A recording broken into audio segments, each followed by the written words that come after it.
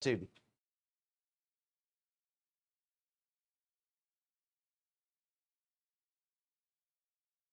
Blessed are the poor in spirit. Okay. Let's see. What's the next part? For theirs is the kingdom of heaven. All right. What does it mean to be poor in spirit? Humble. I would say humble. Okay, but it goes a little bit deeper than that. Because it's really getting, as we said, it really gets down to how do we become humble? Spiritually bankrupt. All right. It's a recognition of self. I am spiritually bankrupt. When we're discussing about being poor in spirit, that if it were not for God, where would we be? We'd be out in a ditch somewhere. That is what produces humility. A person is not just born with humility. It's something that has to be generated, has to be cultivated. And the very first place where that starts with humility is recognition that I am nothing without God. What's the next beatitude? Blessed are those who mourn. Mm-hmm. They shall be comforted. All right. What's the mourning about? Okay, a mourning over sin. How did we get into this bankrupt situation? It's because of sin. Thus, we are changing our view on how bad sin really is. Sin is deceptive. It is destructive. It takes you further than you want to go. It keeps you longer than you want to stay, and it makes you pay more than you were willing to pay. Whereas you have a whole host of individuals, especially today, and not just today, but even as we are going through the book of Matthew and looking at the contrast between the Pharisees, Sadducees, and those that are going to be true followers of God, it's a very easy thing to try to excuse sins that are committed, to think that, well, God is just going to forgive it, he's going to take care of it. And certainly today with I hate to say an overemphasizing on grace, but it's not really an overemphasizing as it is an abuse of God's grace. That God's grace is just simply going to overlook every little thing that we do, and thus, when we commit sin, it's not that bad. But instead, in viewing sin properly, as we looked at with Isaiah, and how it was that Isaiah could look at himself and say that he was unclean, that he was undone, and that he was in the midst of people that were unclean and undone. And the reason why he had that type of attitude is because he saw the holiness of God. And thus, when we see the holiness of God and we see ourselves in our proper light, it produces all this. It's almost like a chain reaction that's being produced. So all of these beatitudes are growing out of each other. Poor in spirit, because that humility, because of the recognition of sin that is committed, a proper attitude and mourning that is done over sin that is committed. But as we said, once you sin, you can be forgiven. There is comfort that you're not having to stay in this continual state and attitude of mourning over the sin that's committed. What's the next beatitude? All right. Okay. So just to get a general idea, or just kind of seeing where everybody is, what are we talking about with this beatitude? Well, let's ask it this way. What does meek mean? Okay. Gentle. Okay. All right. Like a dove. All right. Those are all good. Any other ideas? Ladies in the center?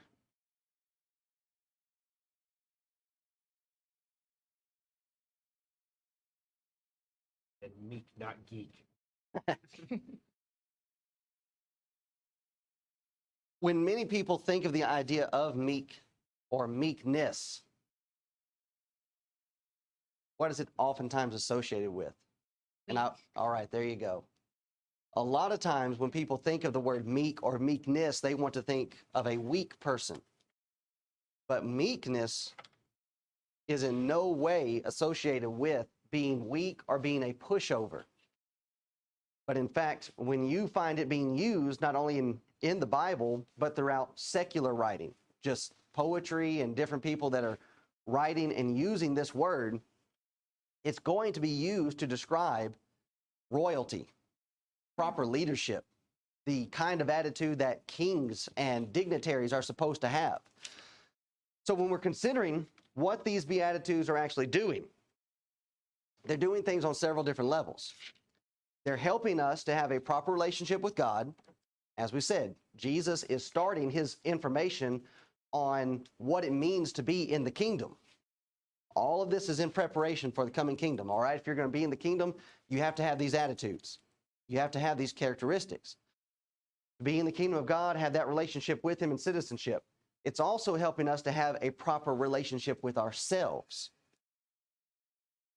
To be able to be, to give ourselves self-care and self-recognition of where we really stand, who we really are, what it means to live a fulfilling life, which will be presented in Matthew chapter 5 and verse 6 in our sermon time together.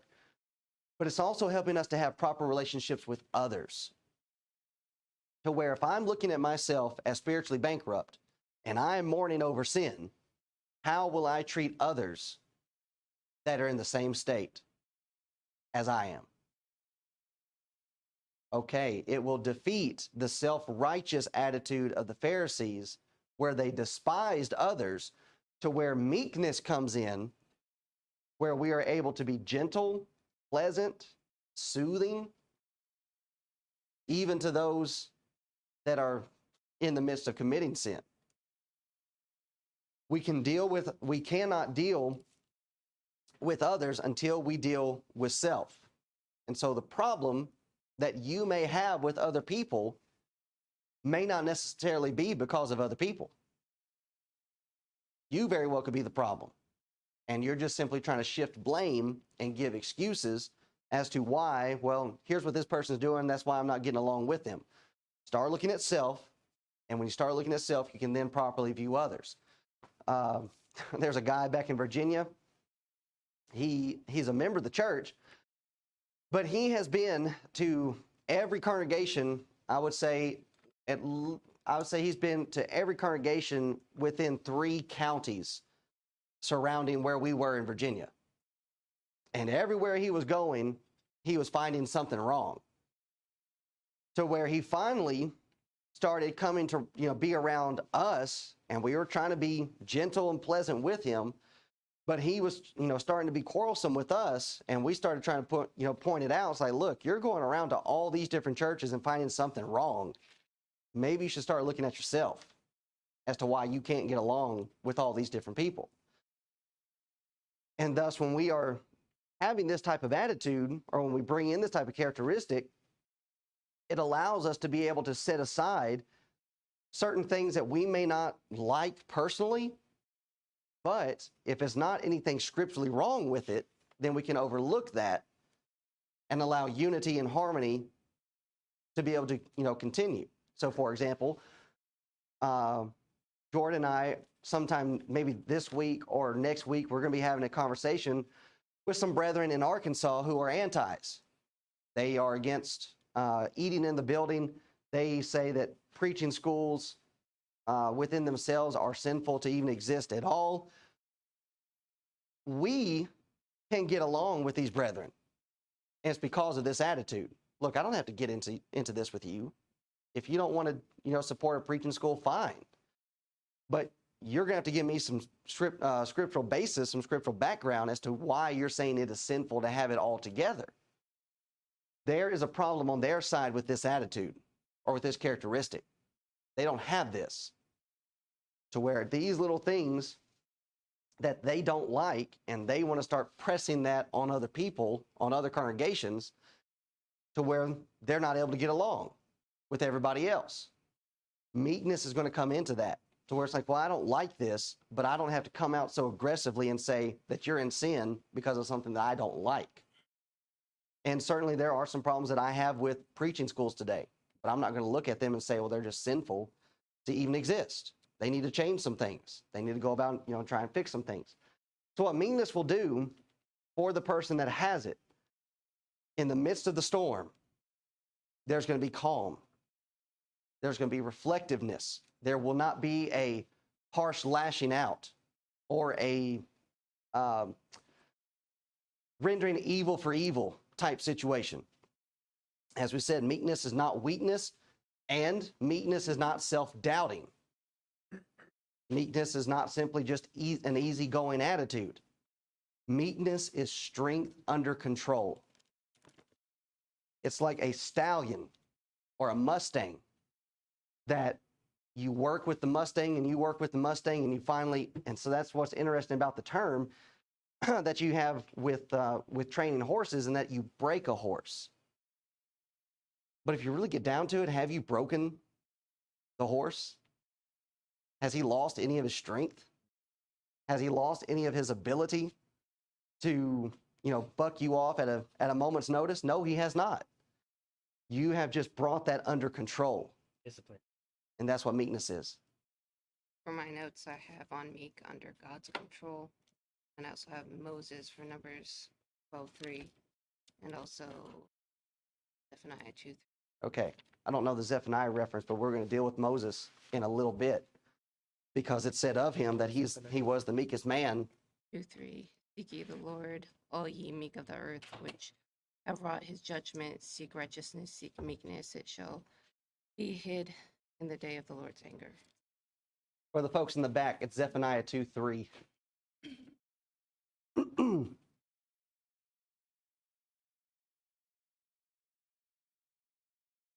Gentle answer turns away wrath. Okay. All right.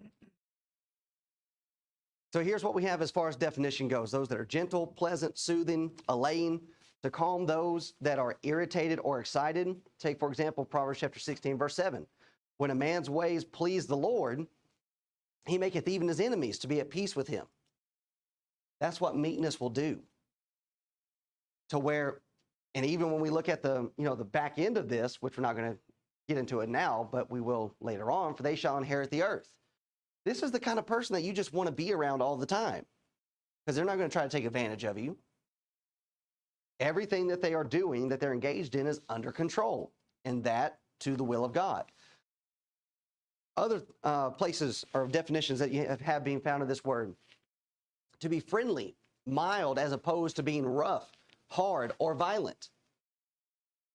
So as the reference that Jordan made just a moment ago, soft answer turns away wrath.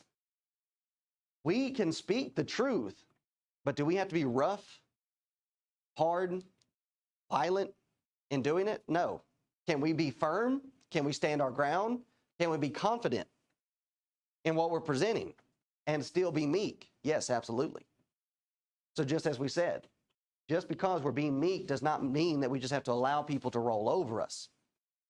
But we're handling the rollover in a specific way.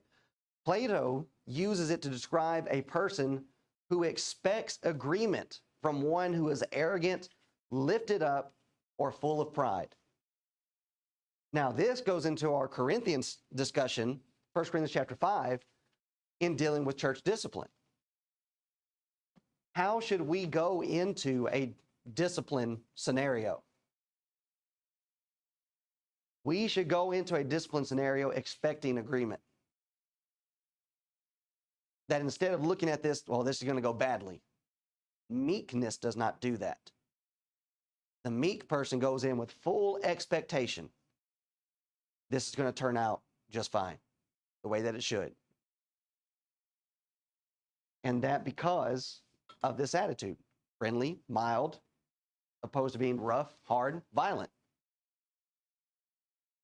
As we're going to see with Moses being described to us in just a moment, meekness is action that's going to be performed with the best of intentions for the other person involved, even when the other person involved is in this situation or in this state, being arrogant, filled up, lifted up, or full of pride.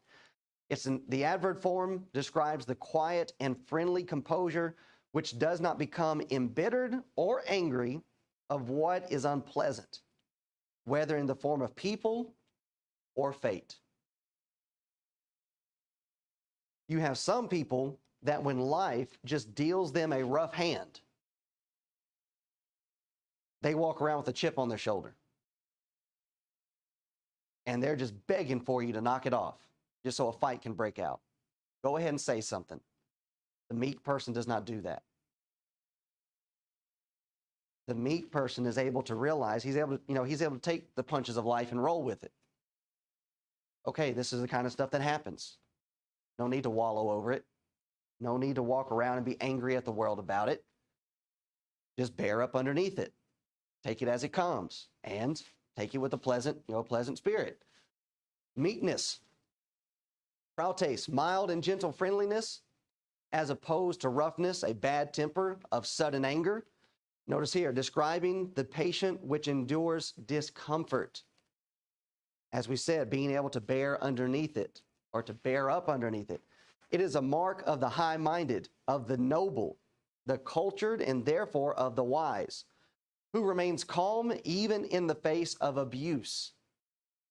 Now, as we're going through all these terms, and especially, looking at this, it has a prominent place in depictions of rulers. Nobility. This is the kind of king that you want. One that is not going to fly off the handle at every little thing that comes across his plate. In the midst of discomfort, he's not going to lash out. Now, just think of how much better the world would be if everybody were following these principles. Just how little agitation there would be with each other if everybody's coming from this position, coming from this place. Now, certainly, as we're thinking about it, it has a prominent place in depiction of rulers. Here we are, and we're discussing the life of Christ, the Son of God, and he has come to set up the kingdom of heaven. He has come to be that king. What kind of king would you want? You would want a king that's full of meekness, Giving. one that's forgiving, compassionate, merciful. And the only way, and thus when we get into the next ones, not in verse 5, but following after that, in looking at those that will be merciful, you can't have mercy if you don't have meekness, because meekness is going to be able to help calm yourself in the midst of whatever is happening, so as to be able to handle these issues or handle with these problems in the proper manner. So notice this in Genesis chapter 13, verse 8. Here we have the situation with Abraham and Lot. As we said, meekness wants to see other people prosper. In Genesis chapter 13 is where you have the servants of Lot, the servants of Abraham. They get into a tussle because the land was not able to bear up or to deal with all of the herd that each of them had. And both sides of the herdsmen, there was strife between them. Abram steps in so as to keep the strife and the argument from reaching all the way up to uncle and nephew, to where Abram then said unto Lot, let there be no strife, I pray thee, between me and thee, and between my herdsmen and thy herdmen. And here's the reason why. For we be brethren. Now, if that's the mindset that we have, and that I'm looking at this from the standpoint of, hey, we're brethren here, then I ought to be having your best interest at heart. First and foremost, I ought to be thinking about you before I'm thinking about me. And thus, Abraham, he does that. Now and he gave Lot the choice. Okay, Lot, you look at the land, you view the landscape, and you decide where you want to go. So as to be able to, take care of yourself, take care of your family, take care of your herd, take care of your herdsmen. Now, as we said, some people might look at that and say, well, Abraham, you're just being a pushover. You're just letting Lot roll over you. You're the older, you're the senior, you're his uncle. You ought to pick out the best and then just let Lot go wherever he wants to go. No, Abram's not going to do that. Now, why is that? Want to fight? All right, he's not wanting to fight. Does he need to fight? Okay.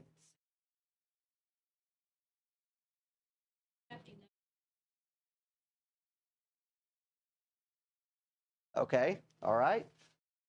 And so when we think about the situation that they're in right now, I mean, so why is it that Abraham is even out here in the land in the first place?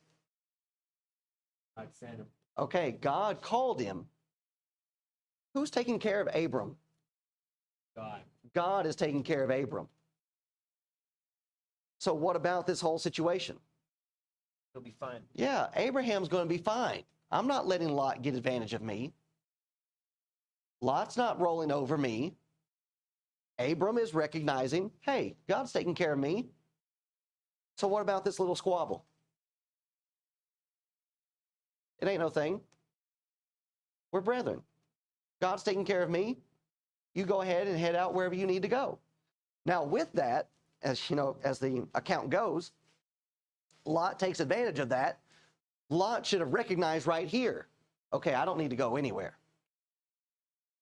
Do you really think that Lot is going to get any type of treatment like this anywhere else that he goes? No.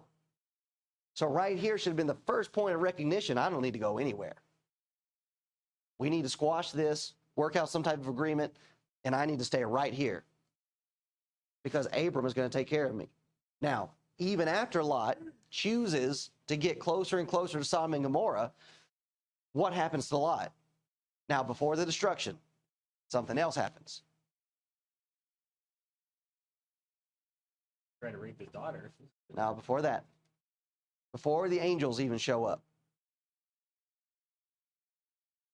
there you go. Some other kings in the land come and wage war against Sodom and Gomorrah, and a whole host of people are drug off. Now, how did all of that start? It started from this. How did Abraham react? Well, you see there a lot, that's what you get. You started a fight, and you went off and got yourself captured. What you deserve.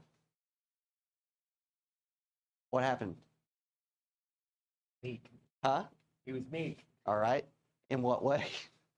I can't remember. He went to go save him. Abraham went after him.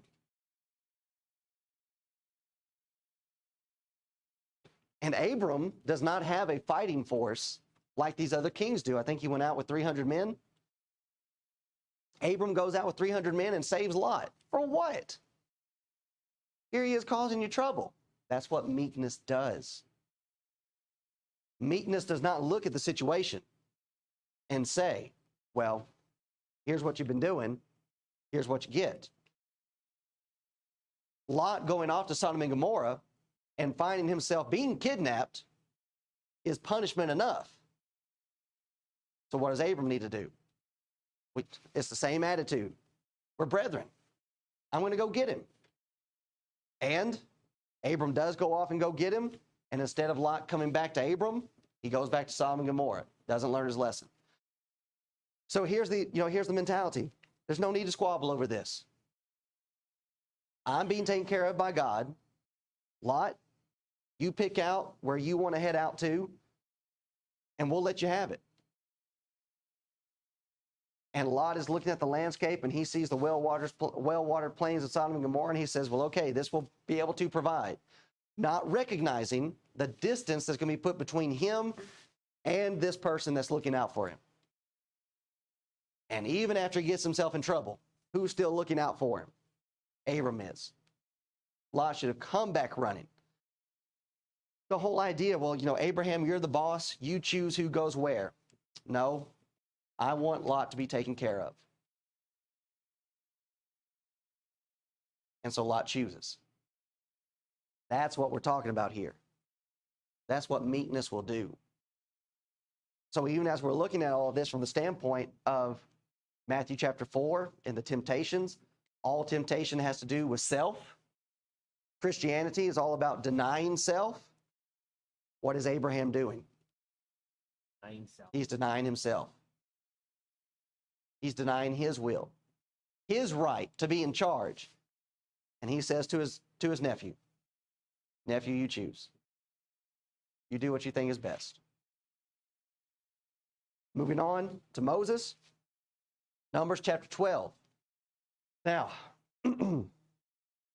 Numbers chapter 12, verse 3 has already been referenced, and many people may know this passage.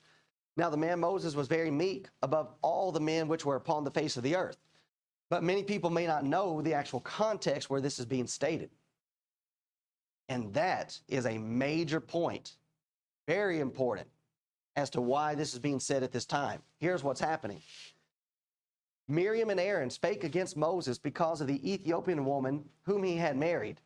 For he had married an Ethiopian woman. And they said, hath the Lord indeed spoken only by Moses? Hath he not spoken also by us? And the Lord heard it.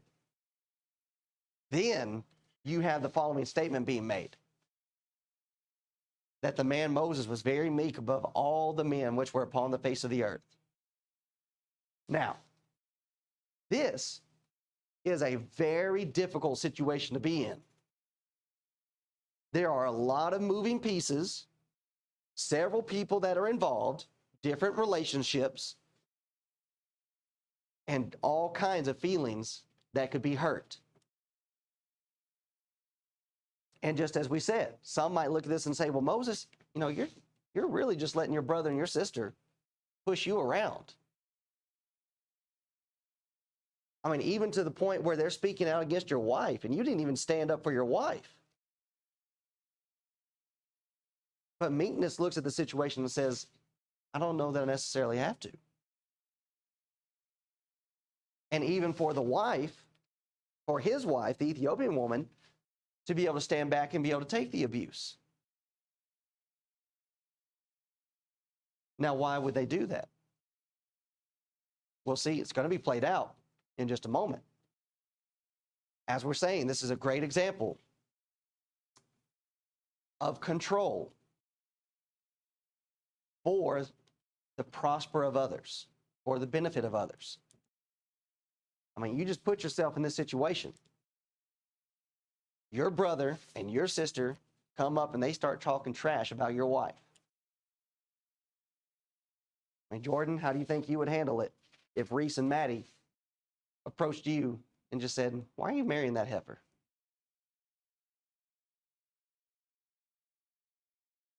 What would you do? What would be the immediate reaction? I mean, it very well could be that it'd be shock at first. But then what is almost guaranteed to follow after that? Finish burying their bodies. Rage. Anger. How about I hear you say that with your teeth knocked out? Moses doesn't do that. Now, why? It's the same attitude that Abram had. We're brethren. Now, with what we have being laid out here, is this really the problem? Well, you've married this Ethiopian woman. What's really the problem? Jealousy. Jealousy down here. Has the Lord spoken only by Moses? Moses, who are you to call the shots? I mean, really? You want to start asking that question? Aaron, how did you get into the position you were in? Did God choose Aaron? Huh? I don't know. Yes.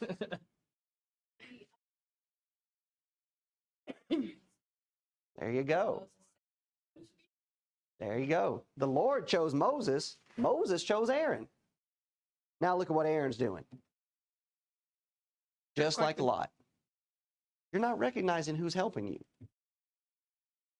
Who's taking care of you? Who even put you into this position?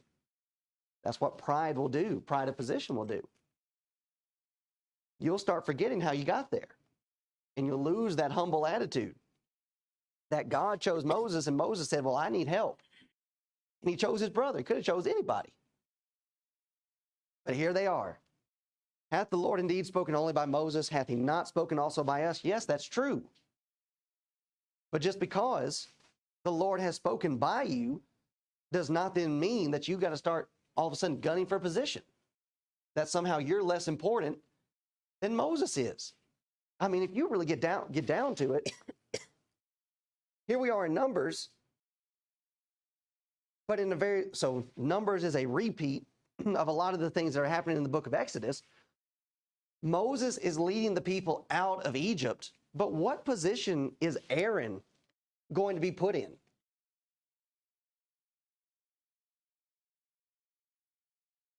He's going to be the high priest. And what is the high priest going to do? The high priest is going to be responsible for a lot of stuff. And then you want to start bickering about this. You are going to be the grand example of righteousness and holiness to millions of people. You're going to wear garments that have been handed down from God as to what they look like. You're going to wear the ephod that has all of these beautiful stones in it. And that's going to help you to be able to communicate with God as to what his will is. And you want to start getting pouty now? Moses does not get down there with them, because Moses realizes there's something else going on here.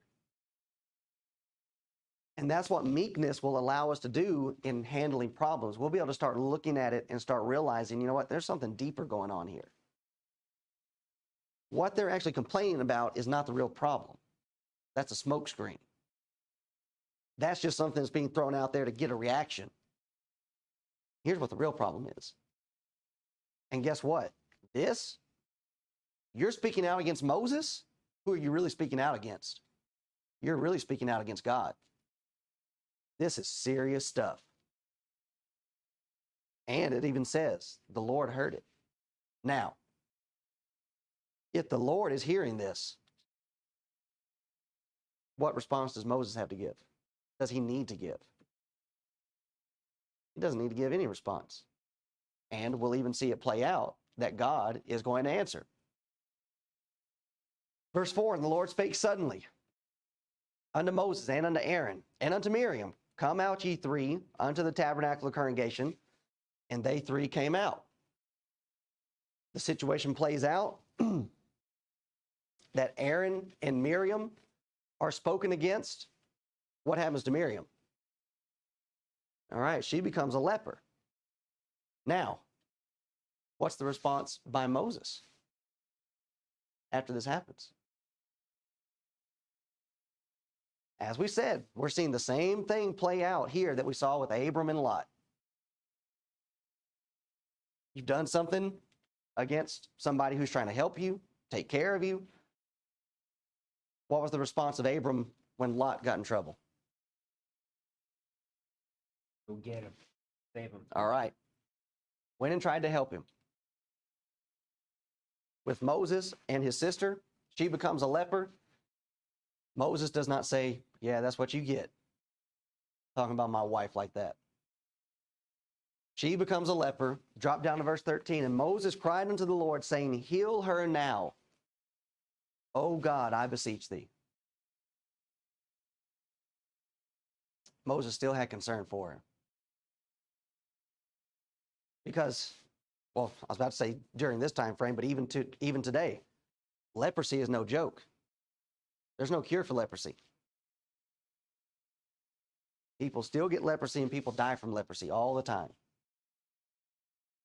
So what about this punishment that's being placed on Miriam? She could die from this. And the mindset of Moses is, he doesn't boast about it. He doesn't rejoice in it. But instead, when the punishment comes, which is right, she deserves to be punished. But as we said, this will change our attitude about how things happen. When people end up getting their just deserves, while I realize that it's God's justice, I do not gloat in it. But that instead, when it ends up coming, I end up saying, Lord, take it away. Meekness helps us relate to others. But that's only when I take on the first two Beatitudes. Moses had not lost that humility. Moses did not want to be a leader. And he did everything that he could to get away from it. But God said, no, I'm choosing you. And so he took it. realizing that he was not worthy to be in that position. And that's exactly who you want. Realizing his lowly state, and even, recognizing the sins, transgressions that he had made. Right before he goes into Egypt to carry his people out, he gets into trouble because he didn't circumcise his children. Well, I don't want that kind of leader. Look at him. He doesn't even circumcise his own child. Oh, you mean you don't want a leader that makes mistakes, but recognizes his mistakes and admits his mistakes and will correct his mistakes? Sounds like to me that's the kind of leader that you want. And thus, coming from that position, when you have others that get themselves into trouble, this will be the attitude. I mean, it's just like siblings. And so here we are dealing with siblings. When your siblings get in trouble, do you enjoy hearing them get spanked? Second. It might be pleasurable at first because it's like we're saying, it's that satisfaction of, okay, justice is being dealt. But as you can continue to hear the smack and the crying, it should kick in to where we're saying, okay, that's enough. It's all about balance. And striking that balance of, yes, I love justice, but I do not see pleasure, or I do not get pleasure from people actually being punished. That I am concerned about what sin does, not only to me, but I'm concerned about what sin does to them. And Moses has that. He recognizes, man, this is serious stuff. And that he is not concerned about my feelings in the moment. And that's exactly what could come up right here. My emotions and the way that I'm feeling can take precedent in all of this, to where I end up reacting in a way that I shouldn't. Moses controls it here, but what's going to happen to Moses later? Right. All right. Numbers chapter 20, starting in verse 3. The people chode with Moses. That word means to complain. All throughout Israel's history, in this time frame, we have it being said, the Lord would take care of them, but then they would start complaining.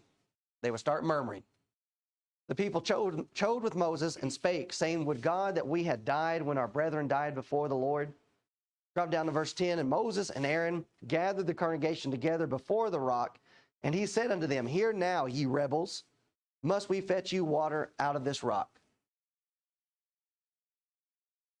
In Numbers chapter 12, when his brother and sister are complaining, this is the way he was reacting. I'm not even really listening to what you're saying. I'm not taking any of this in. But what happens after years and years and years of dealing with this kind of situation? It's like water dripping on a rock. It slowly wears away at you. And that's what happens to Moses here. He's been dealing with this for so long. And thus we see the human side of Moses. He's just like all of us. To where in a moment of weakness and a moment of frustration, he ends up saying something that he shouldn't. And then he ends up doing something that he shouldn't. Psalm 106 and verse 32 gives us further explanation. They angered him. Well, you didn't get angry with Aaron and Miriam. He could have. But it's just this situation got the best of him. They angered him also at the waters of strife, so that it went ill with Moses for their sakes, because they provoked his spirit, so that he spake unadvisedly with his lips. So it was not only the problem that he smote the rock, struck it when he was supposed to talk to it, but God is also holding him accountable for what he said to the people.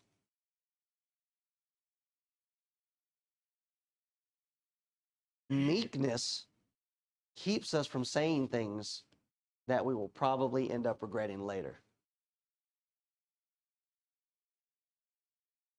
And that because of uncontrolled anger. Now, is anger a sin within itself? Is it a sin to be angry? No, it's not. It's only when we do not control that anger and we use it in a manner that's unadvised that anger becomes an issue. 1 Peter chapter 3, verse 4. We have it being said, but let it be the hidden man of the heart in that which is not corruptible, even the ornament of a meek and quiet spirit, which is in the sight of God of great price. Now, this is in the context of the husband and wife relationship. So what does this mean? Does this mean that the wife just has to be a pushover? That she just lets the husband get away with it, whatever he wants because he's the head of the house? No. A meek and quiet spirit will know what to say and know when to say it. Or not say it exactly. That, just how many relationships, husband and wife, how many relationships could be spared if both parties are involved in these type of attitudes, these type of characteristics? Okay, you're saying these things and I don't like what you're saying, but I'm not going to let them hurt my feelings. I'm going to keep feeling out of it. And let's just deal with what's going on here. And also considering that there are other people that are going to be involved in what's going on between the husband and wife. If children are involved and they're watching this and they're seeing this and things are not being handled properly inside of the home, they're going to suffer because of it. And with the husband and wife relationship, everything that we're saying about meekness, how that meekness has another person's prosperity in mind. A man and a woman are supposed to get married because they're looking out for each other. The husband is taking on a help meet because he's saying, I need help doing this. I need help living life. And the wife, the woman, is coming into this relationship saying, okay, I'm going to come so as to be a helper. All of that has each other looking out for the other. But as you start going through life and you start going through these relationships, you start losing that aspect of it. To where we entered into this relationship saying, I'm going to help you. To where when we get into a fight, I still need to have that attitude. Not that I'm going to look out for myself, but that I'm going to try to help you. What's going on? Why are you lashing out like this? Why are you giving this response? Why can't you talk to me calmly? And even having the wisdom, like Jamie was saying, to have the wisdom to say, okay, we're in the heat of this. We need to stop talking. We do not need to speak unadvisedly with our lips. We don't need to say anything that we're going to end up regretting later. Too many people don't think this way.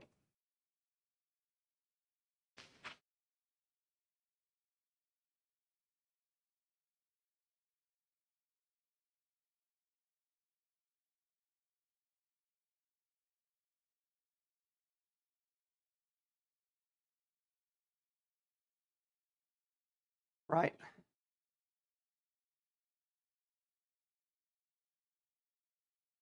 Yep. And so even with this, every situation is going to be different. It could be a situation where something happens, like, okay, I can say something immediately. Or, like with the illustration that Jamie's bringing up, we may need to cool down before something's actually being said. Ephesians chapter 4, verse 26, this is where Paul says, be ye angry and sin not. Fine to be angry. God gave us that emotion. We can use anger, but we do not need to allow it to have us do something that God would disapprove of. Let not the sun go down upon your wrath. So even here is further encouragement for like the husband and wife situation. You don't need to go to bed angry. You need to try to handle this, talk about this. If you need to walk away, calm down, cool down, fine, but you need to come back together and try to deal with it. All of this plays in line with what we have being presented in James chapter 3 in dealing with the problems of the tongue. Even so, the tongue is a little member and boasteth great things. Behold, how great a matter a little fire kindleth, and the tongue is a fire, a world of iniquity. So is the tongue among our members, that it defileth the whole body, and setteth on fire the course of nature, and is set on fire of hell. Why is this the case? Because a lack of meekness. Strength under control. Yeah, there is a lot of things that I could say to people, but I'm not going to, because it would not necessarily benefit the situation, nor is it going to help to bring prosperity to the other person involved. Going back to Numbers chapter 12, verse 20. The Lord spake unto Moses and Aaron, because ye believed me not, to sanctify me in the eyes of the children of Israel, therefore ye shall not bring this congregation into the land which I have given them. We looked at the Psalms, giving us further explanation. Here's what Numbers has to say about it. Here's the punishment that's being dealt out. You're not going to go into the land of promise. But this is what we've been doing. This is the whole reason why we're out here. I know it, but you're not going in. Deuteronomy chapter 3 and verse 26, but the Lord was wroth with me for your sakes, and would not hear me. And the Lord said unto me, let it suffice thee, speak no more unto me of this matter. Get thee up into the top of Pisgah, and lift up thine eyes westward and northward, southward and eastward, and behold it with thine eyes, for thou shalt not go over this Jordan.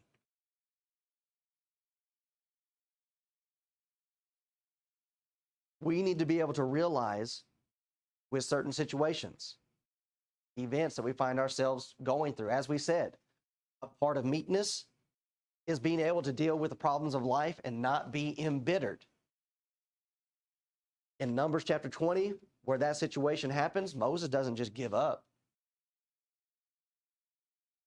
Okay, I've hit this rough patch. The people are mad at me. They're all the time complaining with me. God's now punished me. I'm just going to sit right here. God tells him, this is enough. Get up. And Moses did. Moses did not turn his back on God.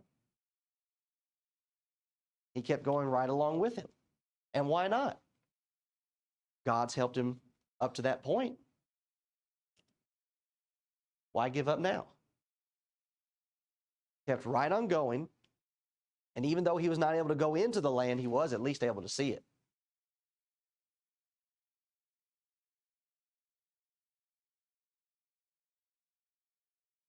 Another definition for meekness is one who feels that he is a servant in relation to God and subjects himself to him quietly and without resistance.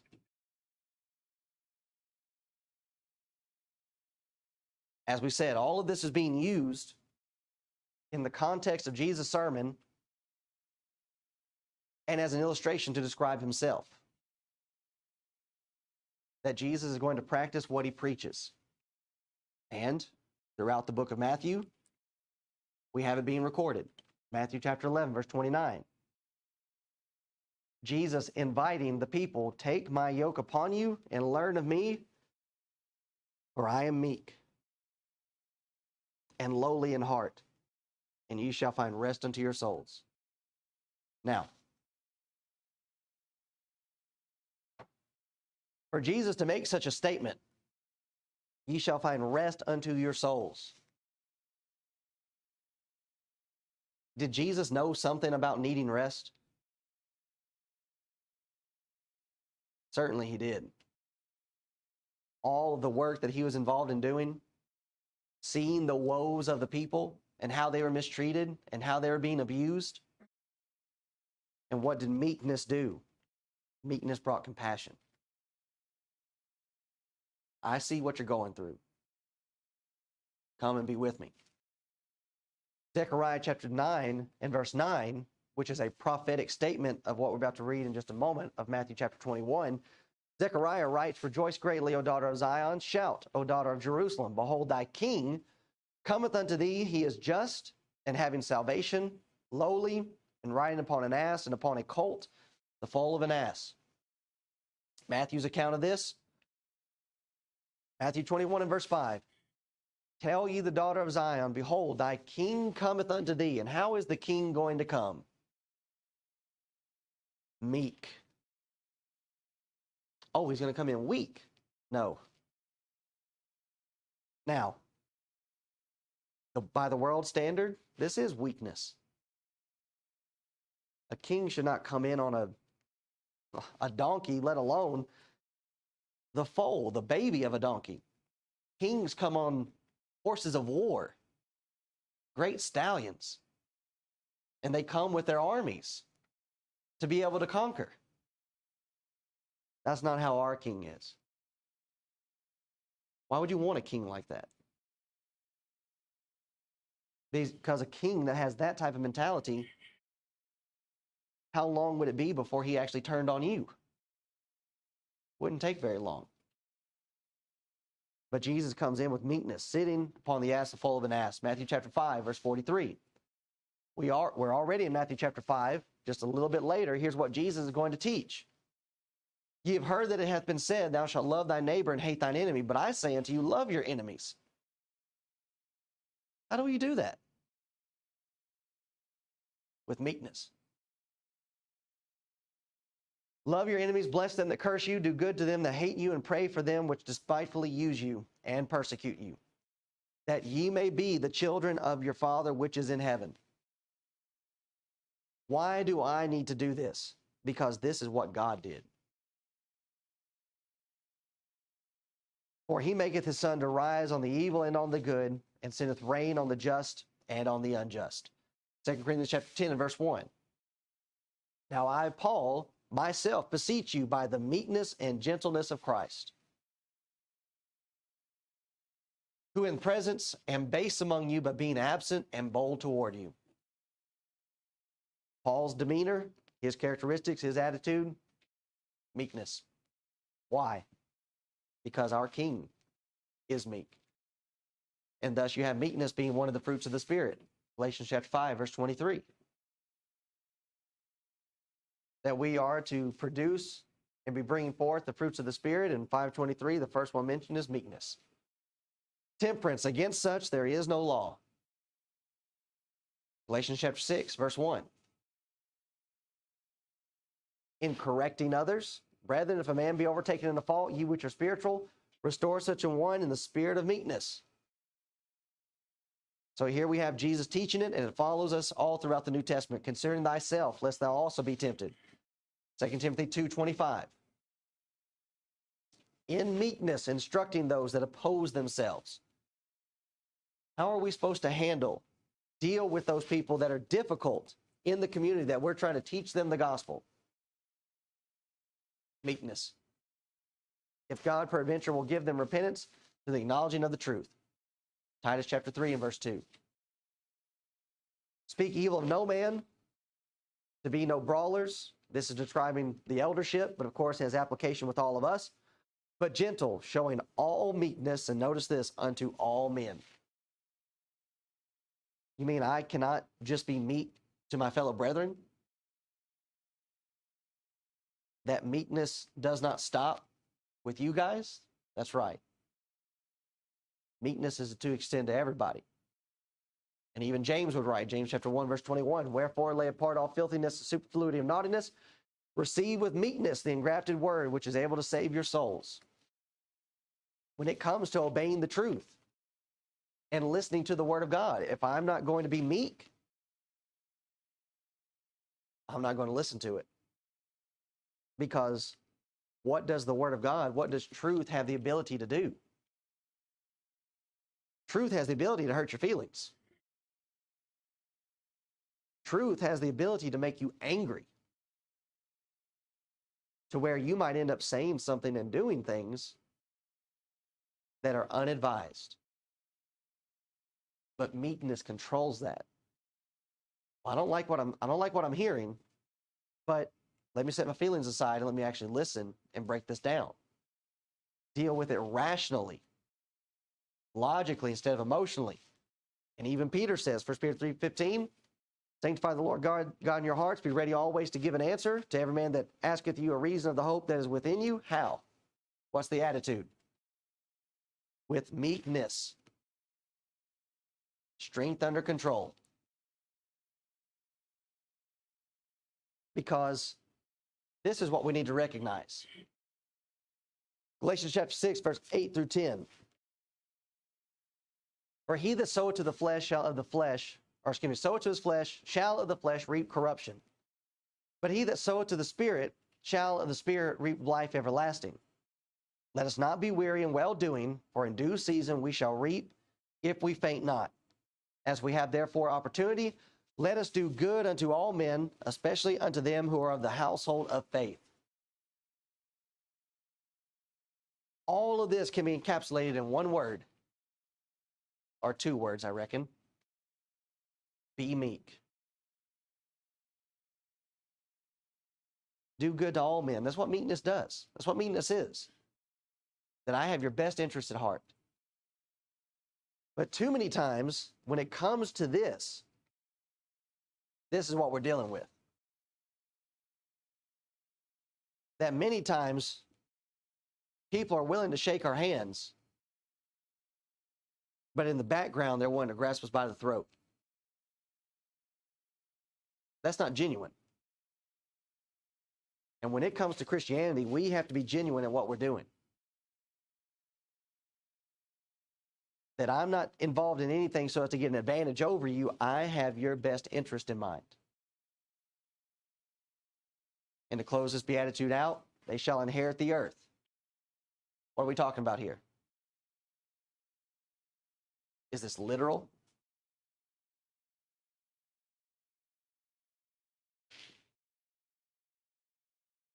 Does this prove the premillennialist point?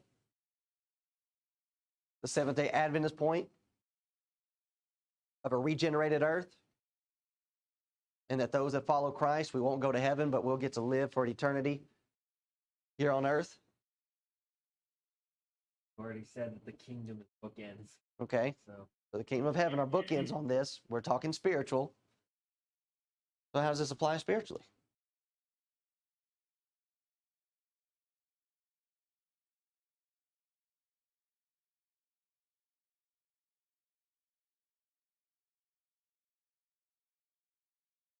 new heaven, new earth. Let's put beside it Psalm chapter 37, verse 11. Because you had this being said again, or said earlier, being said before in the Old Testament. The meek shall inherit the earth, and shall delight themselves in the abundance of peace.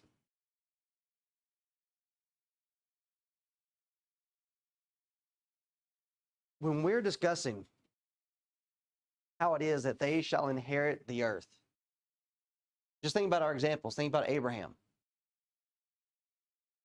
Now, inheriting the earth for Abraham was a literal physical promise.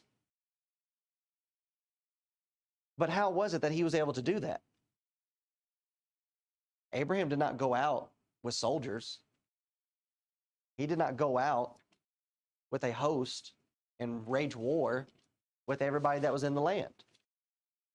But yet Abraham was able to go from place to place to place, set up camp, stay for a while, dig wells, and live. How's that possible? Because he was meek. And when you are this type of person, people gravitate to you. People want to have you around. As we said with Moses, what made Moses such a great leader? It's because he was meek. He did not want the position. He did not think that he belonged in the position. That's exactly who we want, being in charge. Why would people be gravitating or be, multitudes wanting to flock to Jesus? Because he's meek.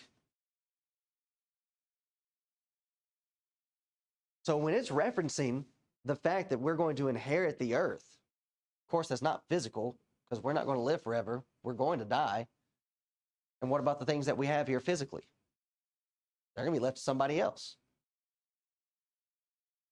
It's this last part of the psalm. They shall delight themselves in the abundance of peace. You're going to be taken care of. It is seen in common life that a meek, patient, mild man is the most prospered. Is the most prosperous of a person that you could ever see. An impatient and quarrelsome man raises up enemies, often loses property in lawsuits, spends his time in disputes and broils rather than in sober, honest industry, and is harassed, vexed, and unsuccessful in all that he does.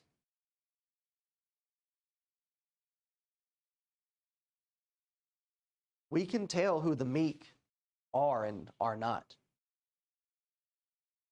And people that just have a genuine concern for others. And when you find those type of people, like Abraham with Lot, you don't want to leave that person. So here's Jesus, and certainly he was meek, but as we said, all of this is how we're supposed to be fishers of men, right? We're being taught right here. How are we properly going to go out and fish for lost souls? We have got to be meek. To where people will realize with us, we genuinely have your best interest at heart. Spiritually and physically. 1 Timothy chapter 4, verse 8, our final verse for the day. For bodily exercise profiteth little. Now, this isn't talking about lifting weights or anything like that. This is talking about the bodily exercises of Judaism.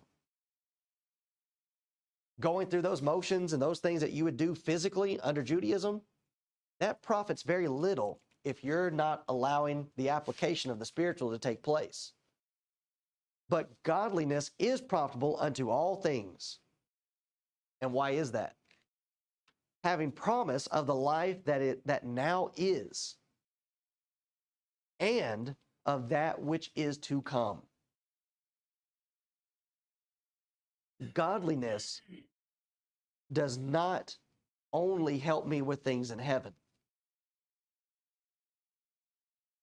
Godliness is not only helping me to be able to live eternally with God in heaven, it is helping me with the life that now is.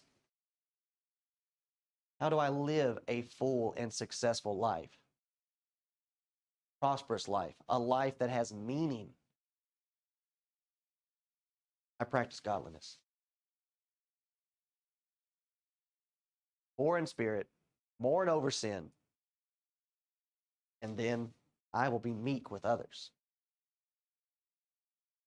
To where I could be rash and harsh and abusive when my brethren commit sin, and especially when they sin against me. But instead of behaving that way, I put it all under control. Bring it all into check. And guess what? When I do that, that's going to be far better for me than if I had come out and dealt with them harshly. Brethren will be able to see, well, when it comes to Micah, he doesn't fly off the handle. And so a lot of this, so with the situation going on in Virginia where I was being ridiculed, that I waited 3 months before I said anything. That just goes to show you how blind brethren can be. To where they think they're bragging and they're saying, well, no, we had to deal with this. We had to deal with it fast. We had to get out ahead of it. Is that what meekness does? No, that's not what meekness does. Meekness bites its tongue. So while we have others that would say, well, why are you waiting so long to say something? I'm trying to give them room to do what's right. I'm giving time for investigation for others to look into this to make sure that what I'm doing is actually right. That I'm not acting rash or brash and allowing my emotion to get the better of me to where I do something that I shouldn't do. It's backwards to how the world thinks. Well, they've said this about you. You need to say this about them. Maybe, maybe not. That may be what my anger says in the moment, but my rationale says something different. To where people would think, well, you're just letting them get an advantage of you. All right, that's fine. But the difference is going to be apparent. Man, with those folks in Virginia, you do one thing wrong to cross them, and your head's on the block. But what's the other side doing? The other side's just being patient. And that's what people need to see with us. That while we do take sin seriously, we are patient. And what good is going through the Christian life if we're not going to be patient with each other? Man, can you imagine how small this group would be if we're not going to be patient with each other? Do I know? Just you standing. I don't even know that I would be standing up here. If we want to get real about it, I might be the first one to go. Because if you think about it, I'm an outsider. Yeah? You guys are pretty much, everybody here is family, right? Be easier to get rid of me than it would be a family. But me, It said, who are my family? all right. Maybe But that's where the flesh can come in. I'm going to say in this 1 Corinthians 13, it says, our love suffers. Along with that whole part of that thing. It is long suffering. As we have. Not that we want to sweep it, but Right. trying to wait for them to do their study, you do together, whole love, and Yep. which we tried over there, and you tried your either one. And as we said, all of that depends on if everybody that's coming to the table is really wanting to follow what the Bible says. If that's where our mind is, then hey, this is going to come out the way that it should. But even with that, even if it comes out badly, all right, we'll look for the silver lining in all of it. Meekness does not allow itself to get down in the dumps. Any other thoughts, questions, comments? Anything not making sense? Okay. All right, we'll take a short little break and get things set up and go into our next hour together. Okay, no bad straight. Yeah.